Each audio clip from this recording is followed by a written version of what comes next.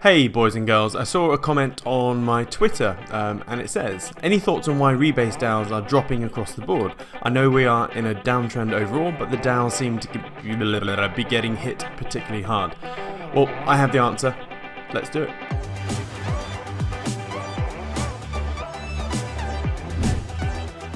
So obviously the dollar's had a bit of a rally recently and it's still rallying hard, which means everything priced in the dollar is going to fall. And that's why Bitcoin has had a bit of a tumble. And as a result of that, if Bitcoin and Ether have a tumble, guess what? Everything else tumbles with it.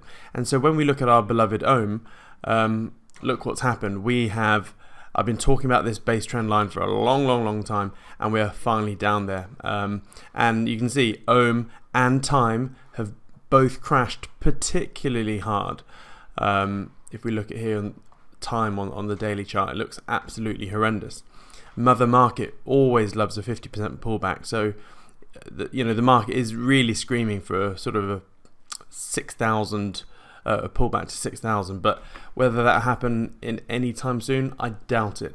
To be honest, what's happening here with with Time, I think is really just what happened with Ohm when it first started off for the first couple of months. Remember, Wonderland is only like a couple of months old. So this massive rally and massive crash is literally almost identical to what Ohm did. And so what happened is it hit rock bottom. It hit a very hard level where, people were like, Gandalf, thou shalt not pass, and just bought the dip and held the dip. And so, I'm expecting Ohm and Time to do something similar. I don't see a V reversal. I see a slow sort of dribbling out of this crash. So don't expect V reversal. Expect a bit of sideways movement for 2 to 6 weeks before we start marching upwards again. Now, in terms of this question, like why are these DAOs really exacerbating this move?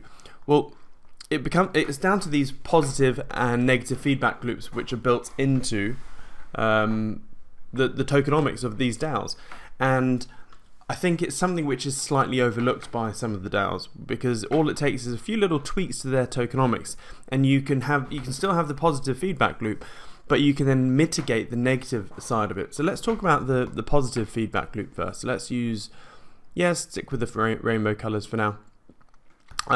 So first of all, you have the hype. There is always hype. Positive news. Prices going up, and so everyone's like waxing lyrical on Twitter, social media, all that sort of stuff. And what that means is that it will attract more buyers, and because it has more buyers, what are they going to do? You're not going to buy Time and then just sit on it. That would just be silly. So you're then going to have more stakers. Now, this is where we have a bit of a split. So I'll talk the simple one first. Is that basically with more stakers, well, this by default gives a higher price. I'm not spacing this out properly, am I? And with the higher price, we then have a bigger DAO. Well, actually, not a bigger DAO. It's a bigger DAO profit. Woo! God damn it. Bigger or more DAO. Let's do profits. Probably not the best font color for this. Profits plus a bigger treasury.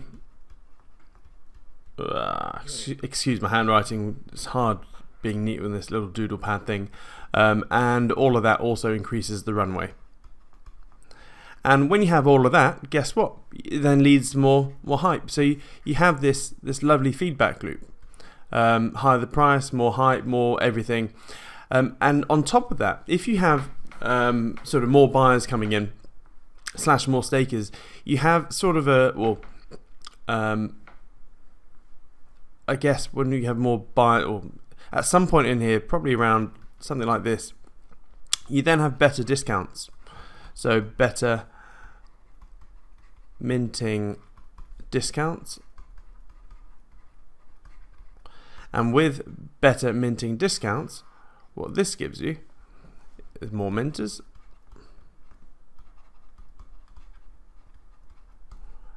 and that then also increases the treasury, the runway, the profits, etc. So in a bullish market, you have this lovely positive flywheel, and it goes round and round and round and round until an event happens, some sort of external, something external happens, i.e., the dollar index rallying or stocks crashing, etc. And then you have a general market downturn, and so then that leads into the negative loop. And the negative loop, I guess you can probably work this out. So negative, and it's going to be fear. So ultimately there'll be some sort of knee-jerk reaction. You'll see fear. And what does fear do? Fear means less buyers, which means you then have less stakers, which then means, what do we do the last time? Yeah, I guess less stakers, we have less DAO profits. So less DAO profits plus less treasury plus less runway. Which then again adds into the fear, and then again somewhere around here you then have less or no discounts. Sometimes they go negative, which means you then have less minters, which equals this as well. Now also one other thing I'd like to mention, that every DAO is slightly different. So I've seen a lot of people say that, you know, when in a positive loop you then have a higher APY, but it's actually it's the other way around with a lot of them, because if you have more stakers, what that means is APY goes down. So typically when you have less stakers, APY goes up.